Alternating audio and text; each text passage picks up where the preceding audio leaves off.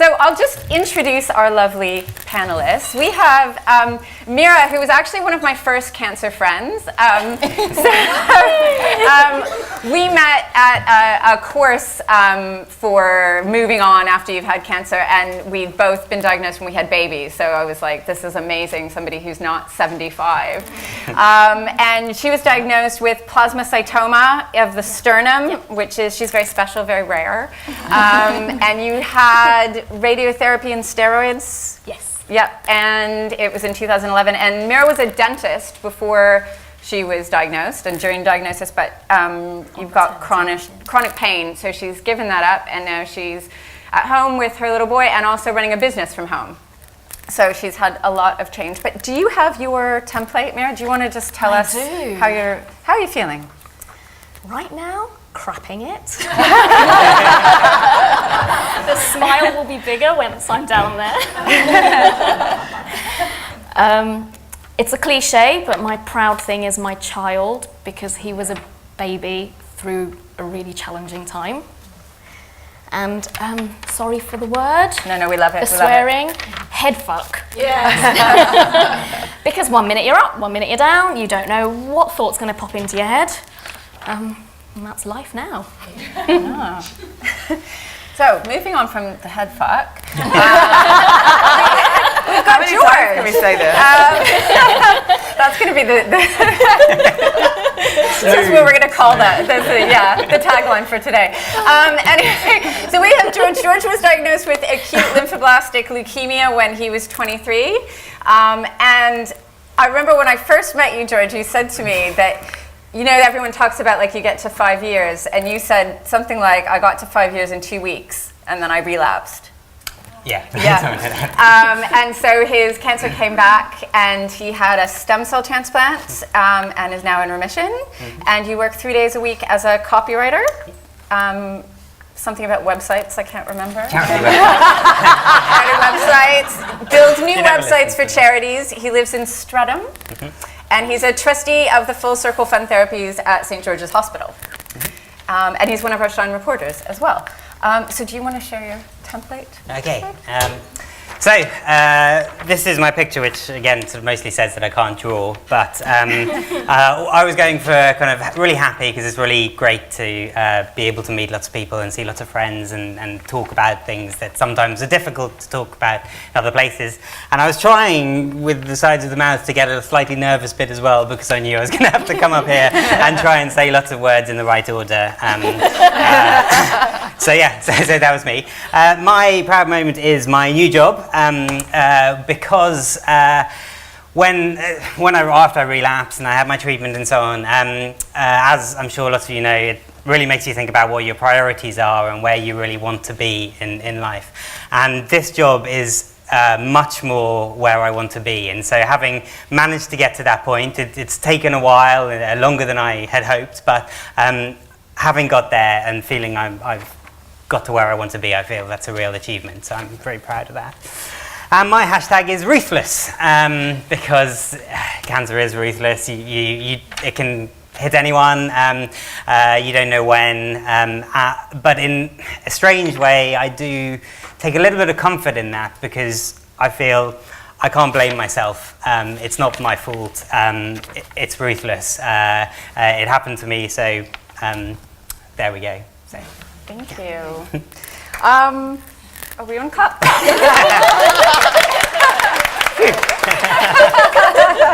You can't stop yet. And last but not least is Tatum. Tatum is the host of our podcast, Not Your Grandma's Cancer Show. So if you've listened to that, you've heard her lovely voice. She was diagnosed with breast cancer at 35 in 2011. And she has a history of breast and ovarian cancer in her family, but it's one of those things where they can see it from who's been diagnosed, but they can't find it genetically. And her mum was diagnosed with ovarian cancer 4 months after she was diagnosed with breast cancer, which is not great. So she had chemo, radiotherapy, and a lumpectomy, and also had a risk-reducing procedure to remove her ovaries. And she is here to share her story with us. But do you want to tell us how are you feeling? Sure. I am super happy to see everyone, so that's me being happy. Maybe the not so happy is that this picture has already been tweeted.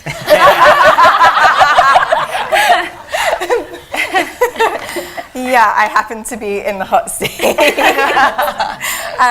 Proud moment is doing the podcast because it's really lovely to do and to meet people doing it.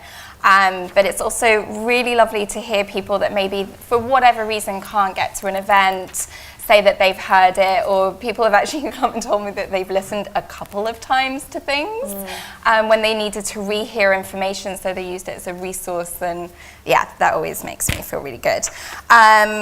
So I had 2 words. Sorry, I was breaking the rules a bit there. We can't have that. No rule breaking Off with today. her head. All right, so the first one was cruel. And the second one was a word that I learned at the Escape, which is de-trajectorization, which I don't know how to spell. But it's that our lives were on a certain course, and now we have been de-trajectorized off it into this new place. Thank you. So we're gonna talk about 3 themes today, and the first one we wanted to talk about was living with uncertainty, because I think one of the things that cancer, I think it takes away your sense of invincibility, which you probably didn't even know you had until it's not there anymore, and all of a sudden you're living with a whole lot of uncertainty around how you live, how long you're going to live, what it means for the people around you.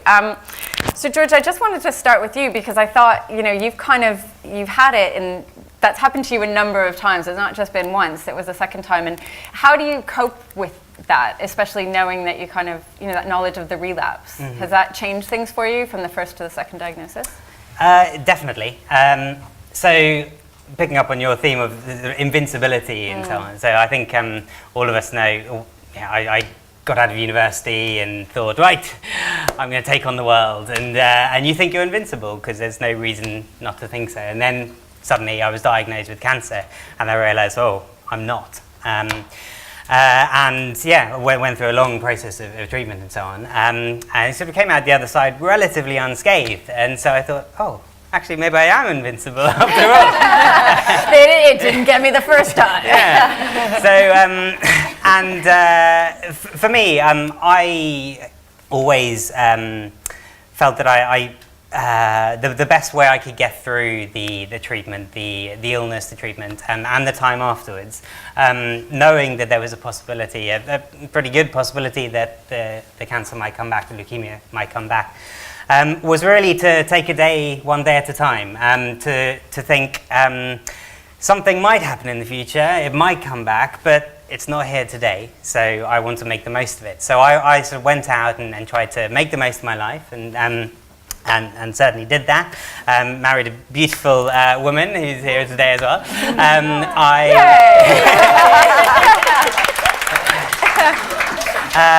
Who's also a fantastic chef, so I definitely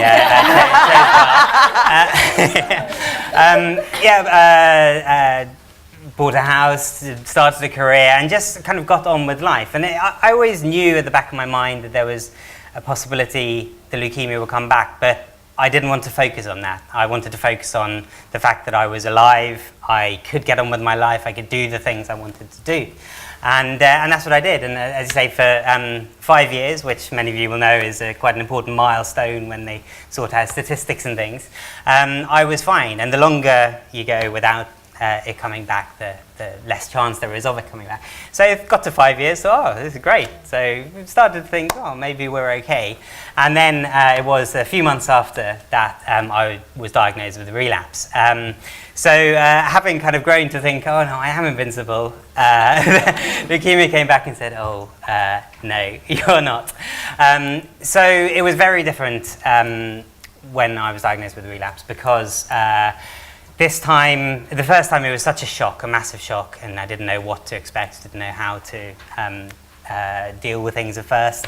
But when they came back the second time, it was still obviously incredibly surprising and shocking. Well, shocking and worrying, but maybe not so surprising. It was, okay, here we go again. But I thought, I've done this once, I've got through this once, and although it might be a bit more difficult this time, I can do it again. And I had more support, obviously.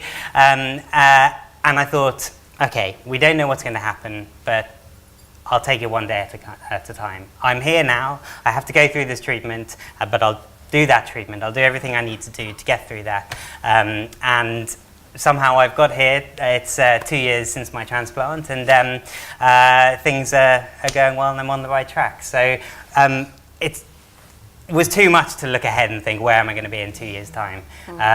But by taking it one day at a time, thinking I'm here today, I want to make the most of it, then I've got here. So yeah, that's how I deal with it. Amira, what about you? Because you had this kind of weird cancer that not many people have heard about.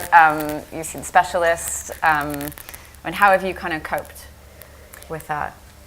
It was difficult because I still haven't met anybody who's had a plasmacytoma. Yeah. So there was nobody to talk to about the uncertainty of it all.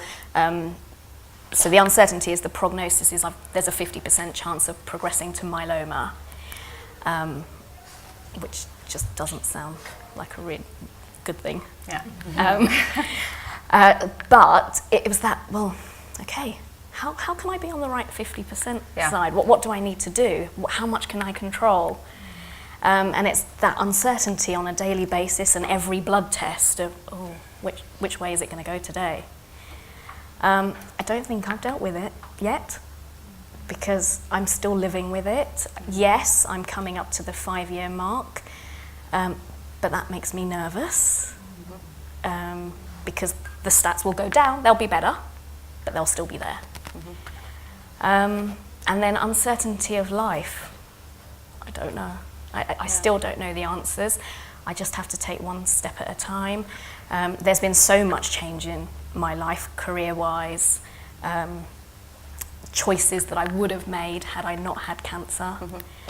And it's just been navigating them, really, I guess, on how I feel at the time, what my body can handle at the time. Physically, things are still difficult. Yeah. I don't know. I don't have any answers. Sorry. I think there aren't any answers. There are sort of ways, things you can do to sort of help yourself along the way, but there's no sort of definite, got it. This is how you deal with cancer. And it's constantly changing. It is, and sometimes I just hide under the duvet. If it's one of those days, and I just grant myself permission to do that. Yeah. That idea of invincibility, I remember, so I had my chemo and had my surgery. Because I was treated in America where I was living, and I flew back to England because my mum was sick and in hospital. So I basically, didn't tell the doctors and was just like, I just have to go for a holiday, a really long one, and go look after my mum. And I was really sick and spending 12 hours at the hospital with her, looking after her. So I went from being a patient to jumping into being a carer. And I was walking home from the hospital one night, and I was suffering with vertigo, and it was all kinds of a mess. And I just thought, normally I'd be scared someone might mug me at this time of night on a deserted street. And I was like, why do I feel invincible? I just feel like, what? Shit has happened. This is as bad as it can get, right? No one's gonna mug me now. And then I thought, I kind of want them to, because I think I can take them on. I have a lot of anger right now. Cut to now, where, it's weird. I feel like that invincibility, not just with cancer, but in life, suddenly I'm it's like all the protective bubbles have gone away, and I think I'm going to get anything and everything. We were calling it cancerchondria Yes. Right? Like, So your it toe hurts. I've extends. got cancer of the toe. Some of what you said was also, I don't know, post-cancer, I was very risk-averse pre-cancer. And now I sometimes do have that attitude of, well, I've already had cancer. What's the worst that's going to happen? You know, when you're faced with a new food and you just think it really doesn't look nice, but I'll just try it anyway. Because is it going to kill me? Opens a whole world of possibilities. Absolutely. I did think that about drugs, actually. Recreational drugs. After chemo, really. What's the worst that's going to happen? So I think, yeah, sometimes it kind of lowers your threshold for things. And so when all of that's been going on, then obviously you've had people around you, you know, those relationships that you had before. How have they changed then as a result? I mean, you were married when you were diagnosed. Yes. Yeah. So I mean, but Fortunately, I'm still married now. Still married. Good. That doesn't always happen either. We know no. that. You know. Just look at So, me. yeah, sorry. Thanks, Sorry. Wait, that is a whole other topic Yeah, of that's a whole conversation. day's worth. Yeah. Mira. No, seriously, but I mean, you know, I know for myself that I think, you know, the way that you look at your friendships, people that you were close to before, that can change as well. You can become Absolutely. sometimes closer to some people and less close to others. I mean, did you feel the same way? Absolutely, I'm sure everybody goes through it. I was surrounded by a really large Indian family that wanted to fix things, which can be quite claustrophobic, because everybody's in your house all the time. But then there were topics that were never discussed, you know, the real fears that you have. My husband and I just didn't talk about our one fear, which I'm sure everybody thinks about when you're first diagnosed, is, am I going to die? You know, where is this going to go?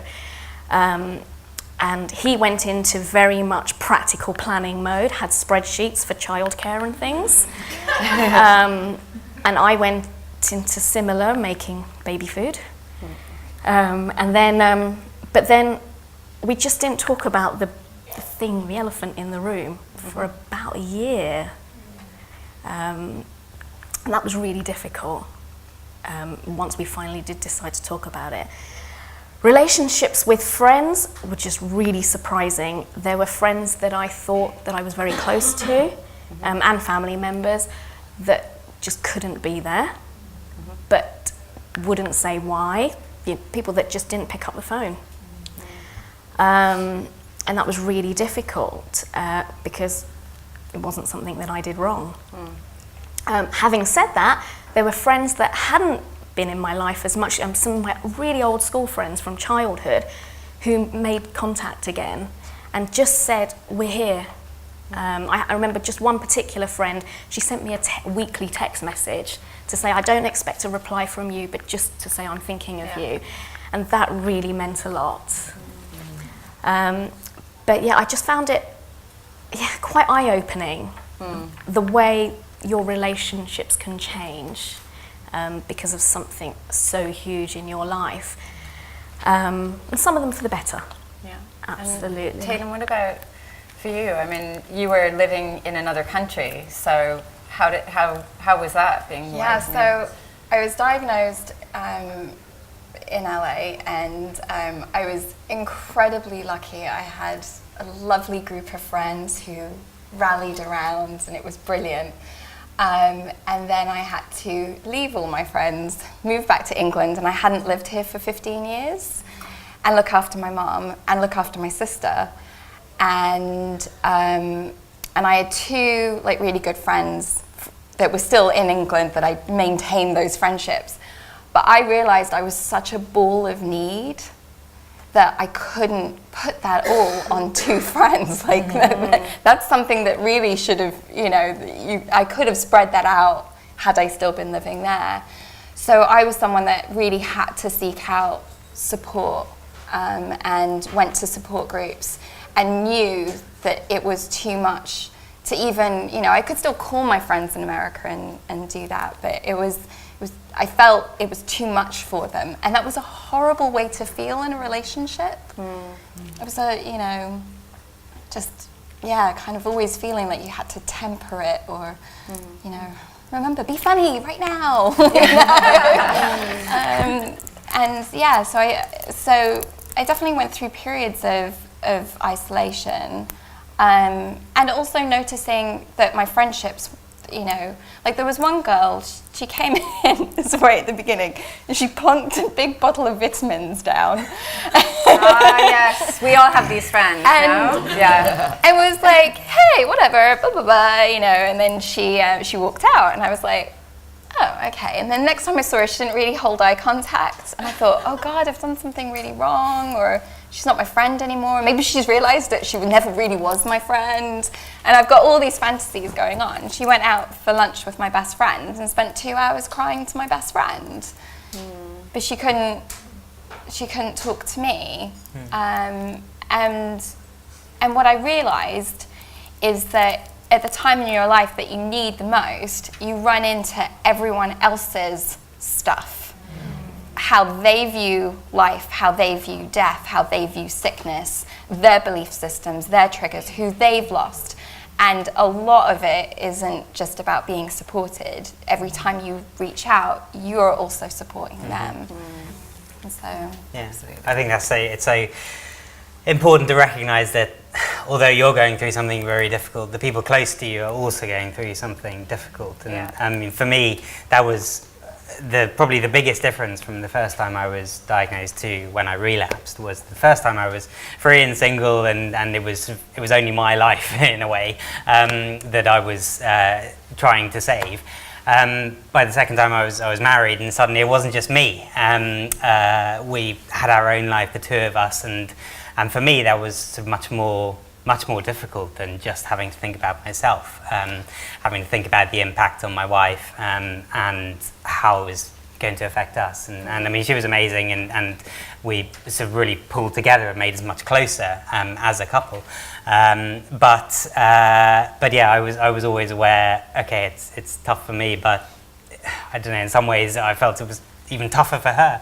And I think maybe to a lesser extent, but with friends as well, we sometimes have to be a little bit thoughtful, a little bit ready to accept that they might not be able to express themselves in front of us. And that doesn't mean they don't care.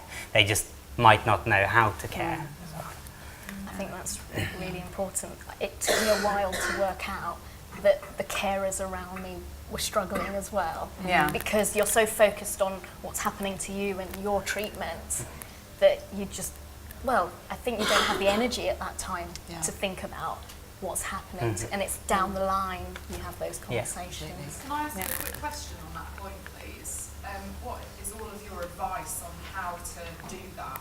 So this is an issue I'm struggling with, and all my friends and family have been amazing, apart from my brother.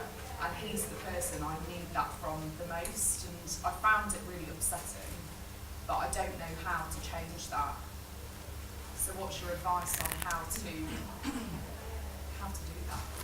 I think there's something, going back to something that Tatum said earlier, is that it's, people come into this with, their own ways of dealing with things and their own kind of mindsets, their own triggers, their own things that have happened in the past, and family culture is a really big thing as well, and how you've learnt to deal with big things growing up, and then normally people don't have things as big as cancer to deal with, and then that comes along, and maybe the way that you've dealt with stuff in the past doesn't kind of suit anymore, or it doesn't fit this problem, and I think it's as Mira said, it's important to recognise that other people have got their ways of dealing with it, but sometimes if we're feeling fragile, if we've got needs, or if we're particularly angry at the time or particularly upset, then sometimes you can have less compassion maybe for other people's needs, because at the end of the day you are the one kind of dealing with this, and while when we're kind of maybe feeling a bit more balanced and we can support those around us, but sometimes it is a really difficult thing, because actually if they're not ready to to deal with something or to talk to you about certain topics. And as Mira said earlier, you know, sometimes, you know, it's a timing thing. Sometimes it might be that actually, you know, you couldn't have that conversation you were talking about with your husband for a year because actually it's too painful then.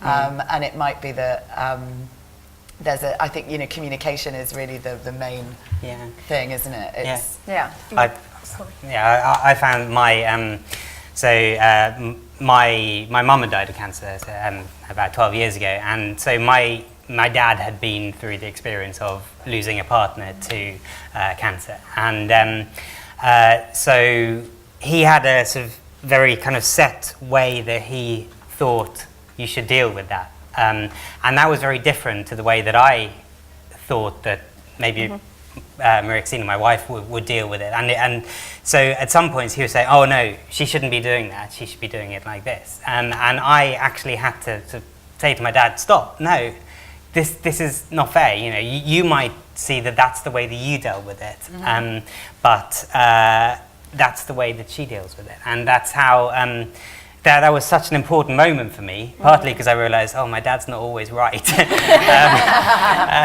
But partly because I realised, actually, I need to sort of help this work, and I need to communicate, and I need to tell my dad that actually might work for you, but that doesn't mean it's going to work for everyone. And I mean, it's easier said than done to say, communicate, but... I guess what helped us was we had separate counselling before either of us could have that conversation, and I think we both knew that what the other one's biggest fear was.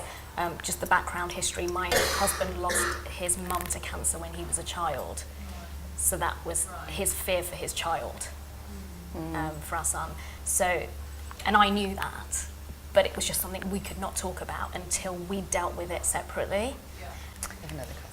Oh, yeah, sorry. I had the same thing where I got cancer at 21, bone cancer, and then my dad later in 2012 got cancer, and people don't realise, I didn't even realise that, you just assume I knew he'd deal with it his way and I deal it my way, but you'd realise how totally different it is.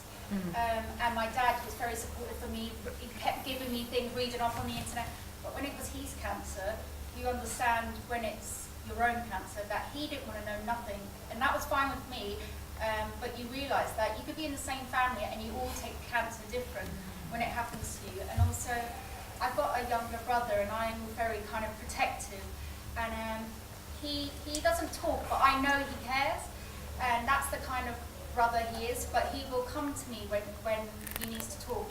And I think you need to kind of different personalities, that's his way of coping, but who's to say that he's not taking it hard just because he doesn't talk about it. So that's the way I'm kind of protective of him, and in my family I'm quite talkative one, but who's to say that I'm the strong one and the one who's quiet isn't. And I think that's what you've got to kind of take a pinch of salt, that just because we portray a certain way, I know that I hide my depression sometimes, so you need to think about that in the family. You don't know what's going through their head. It could be, you know, carers have stress and things like that. So sometimes you kind of have to step back, and I think sometimes I forget that you don't know how when I got the role reversal, you realise how much stress is for them. I found that I was stronger when I had cancer and I was looking after them. Does that make sense? Yeah. But when it's them, Can you guys hear at the back? I just want to, okay. But when it's them, they're out of control. Whereas I kind of have a control to a sense that it's up to me what I want to do with my body. They have nothing. Yeah. And that's the scary bit for them, I think. And I think control is a really big issue, right? And that's sort of what you lose as well when you're diagnosed with cancer, because you kind of have this impression that you are in control of your life, and all of a sudden you realize actually you're not. And that can be really confusing. When you're trying to control things as well. So, you know, somebody said, and I'm, you know, so many people speak of forgetting, but it's about, you know, pretending to kind of be happy about something, or pretending to, you know, putting on a brave face and all of those kind of things, and being positive, and, you know, those kind of catchphrases that we get with cancer. But it's, you know, sometimes it's hard to just accept how we're feeling, or to understand how we're feeling, and we can block things out and we can push things to the, you know, I said that I was all happy and not anxious at all this morning, but I said to someone earlier that my anxiety's gone over there, so I'm, you know, not even thinking about it. But it's, you know, until we're kind of aware of that stuff, it can be really difficult to deal with. And, you know, if we don't know what emotions we're dealing with, we really don't know what the person next to us is dealing with. And, you know, our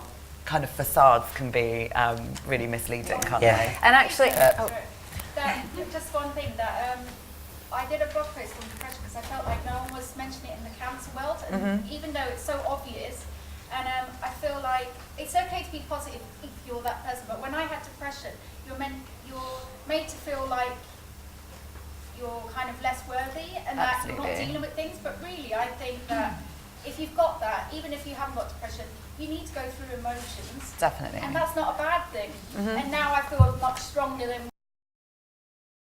the lows, but I think we need to start getting around to that. It's not a dirty word, depression and other things like that with cancer, and you will get to your good point again. Yeah. It's a really big thing, I think, about that whole like, especially towards the end of treatment or towards, you know, when you're the kind of media portrayal of cancer patients as this kind of, you know, they're all running the marathon tomorrow. Yeah, they're all running the marathon. But, you know, the kind of, you know, I'm a survivor, I've beat this. And I kind of think, you know, language is really difficult because people relate to different words and everyone's different. So, you know, I'm not trying to be offensive, but it's, there's a lot of pressure on people to be that, you know, I'm positive, I've beat this, or I'm going to beat this, and I'm going to, and actually not to say, do you know what, I actually feel like shit today, and I want to have a duvet day, and I want to, you know, I want to talk about how sad I am about this, and, you know, all of the stuff we go through is like different losses, right, and we have to kind of grieve for that, and, you know, whatever way you do that, but there is nothing wrong with having, you know, when you've got to go through treatment, you've got to get up in the morning, you've got to go to the hospital or whatever, to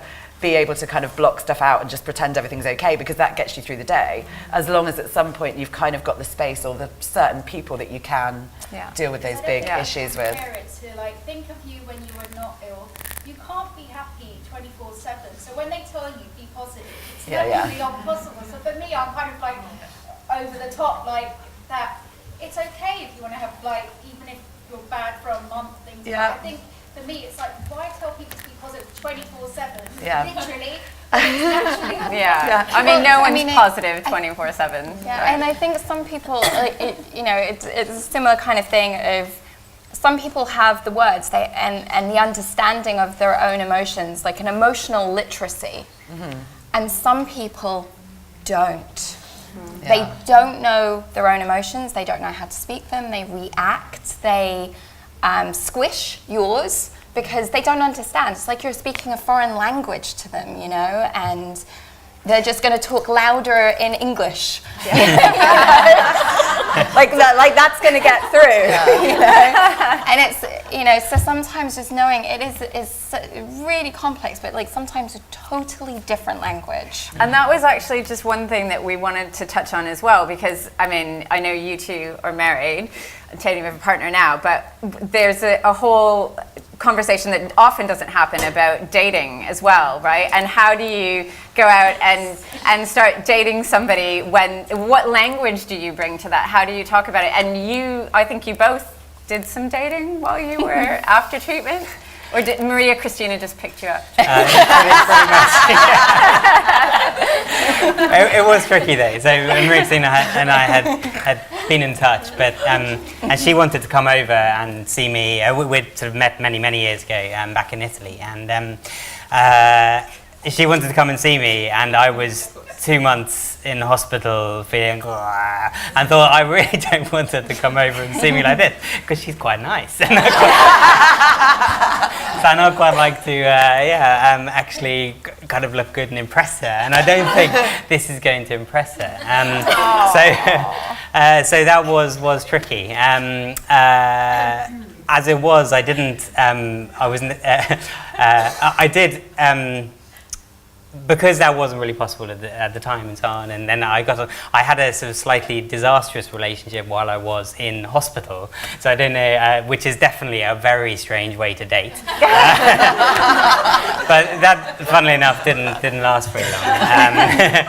But then when I was, I suppose I was lucky in a way that Maria Christina knew me and knew my history and so she knew I had leukemia, and she knew that it might come back, and she married me anyway. So,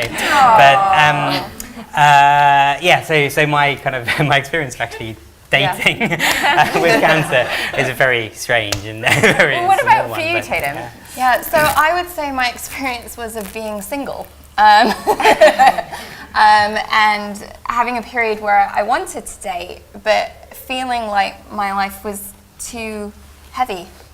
And like, how on earth? I mean, dating is tough enough, right? And it turns you inside out and on your head, but like, I lost so much confidence. I mean, it was just a profound, I felt, I was, postmenopausal, and how do you initiate a relationship when you're like, I'm not even sure I can do it, right? Yeah. Like that's, there might need to be conversations, like that sucks.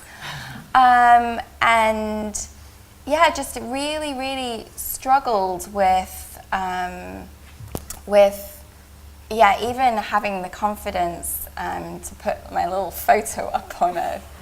I didn't go on Tinder. I went on a lesbian version of it. Because supposedly what happens on straight Tinder is that they'll match you up with girls who are straight, which can be that would be confusing. very confusing. So I did have one of my exes fly out from America during that time, and that was kind of like, someone who liked me before still likes me, like that's amazing. But I realized I was going outside for any kind of validation, because on the inside I was mush. I was absolute mush. I didn't know what I was bringing to it. And then the first person that hit on me that didn't know me from before, I wasn't interested. I was so happy. Oh my God. And now you're married. And I have to say, sorry. So on the same token, I was getting coffee somewhere, and this guy behind the counter had been giving me doughy eyes, and I was like, I don't know what this is about. And anyway, I said that I was gay, and he was like, I don't care, you both can come over. And normally I would have been like, and I was like, really? Really? Like, can I just get a record of that? Oh my God! Like again, like my confidence was just in a completely different place, and I think that some of it is just. But new worlds were opening up. Yeah, and we're much less risk averse. Go for it. So on a a kind of confusing thing, one of the things, so I did get, I am with my partner now, who I was with from before, and what I found it much harder to say that I would be faithful after cancer. I really kind of regretted some of the people I did not sleep with. I did.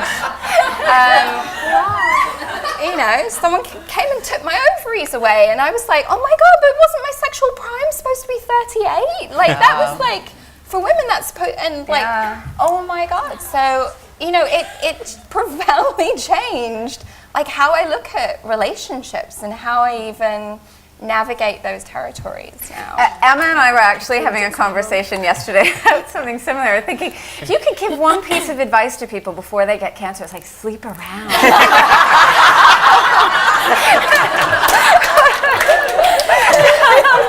But I don't know if that's an official Shine position, so we're going to be working on it over the next few weeks. We'll see what we come up with. We'll write a blog about it. Yeah. It'll be fun. I'm not sure that was exactly the advice.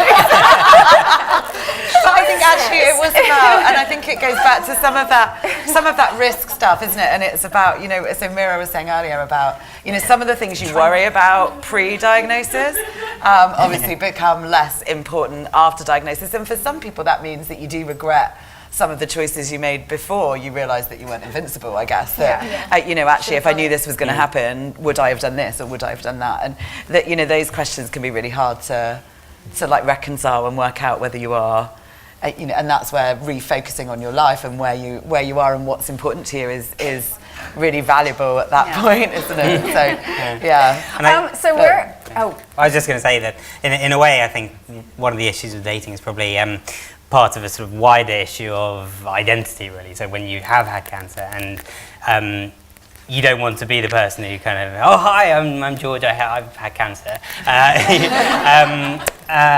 And a question of how much do you want people to know and when do you let them know and all these difficult questions, which I would imagine are very difficult with dating, but also with all relationships. In all relationships, exactly.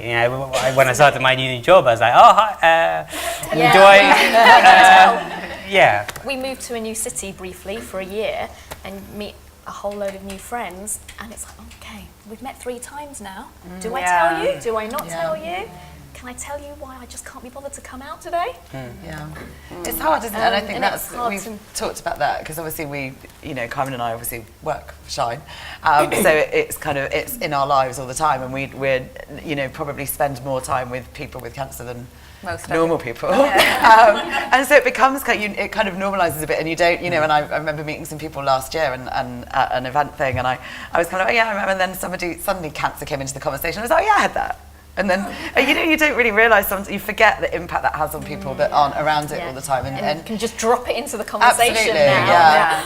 Yeah. But it's kind of difficult, people kind of ask you what you do for a job, so it kind of comes out quite early with us. I was going to say that is a good segue to our last question because we are out of time. We are, yeah. So in terms of dropping the C-bomb, so we just wanted to know, we are big advocates of playing the cancer card. So if you have cancer, you may as well get some good shit out of it, right? Let's be honest here. So we just wanted to wrap up by finding out what are your best plays of the cancer card and try and inspire us. So a really good trick that my husband and I both work is emailing hotels to say, we're coming to stay and I'd really like to treat my husband because he's looked after me through my cancer. Any chance of an upgrade? Nice. And he will email separately to say, I really want to treat my wife, she's been through so much. Any chance of, a bottle of champagne in the room or something? And it's worked? Upgrades, like it. Nice. Excellent. Write that one down. Okay, everyone's got that for later. George, get your friends to do it. Yeah, so my best was probably a sort of unplanned and unintentional, accidental one. That when I was, this is the first time I was ill, and but I was out of hospital, but I'd lost all my hair, and so I was wearing some kind of bandana sort of thing. And I was in the queue for a club at the Clapham Grand. Anyway, and I was there with a friend, and someone behind me says, "Oh, hey, what? You got cancer or something?" And I stopped and thought, did he really say that? And I thought, yeah, he did. So I turned to him and said, yes. And he said, no, you're joking, right? And I said, no. And started to tell him the story of my cancer, my treatment, and he said, oh my God, I can't believe I said that. I can't. Let me pay for you to go in. So he paid for my entrance to the club. He insisted on buying me a drink, and actually it was quite hard to shake off after that. Exactly. Excellent. So yeah, I wasn't intending to use the cancer card, but he asked for it. Yeah. And he's probably never said that again. No. Big lesson to learn. Tatum. I don't remember having played it. I'm just There's still time. I get some ideas. So I'm gonna be absorbing ideas. Apart from maybe saying to my partner, "Yeah, I can't be faithful." That's probably like quite a big old play. Are there any stuff from the in this room. So yeah, okay. So thank On that you. On that note, yeah. So I mean, I think we talk about the Cancer Cult stuff, and there are some great stories. So maybe that's quite. If anyone's got any really good examples, then maybe share them like over breaks and lunchtimes and stuff, and get some ideas about what you can use it for. Yeah. But thank you very much, Mira, George, and Tatum Thank for you that. guys so much. I think they all said in their introductions that they were a little bit nervous or a little bit anxious about kind of being up here, and obviously, if you put yourselves in their position, then we're really lucky that we know these guys quite well. They've done like other things with us as Shine in the past, but it takes a bit of guts to get up here and to share personal things. So I think we do another round of applause.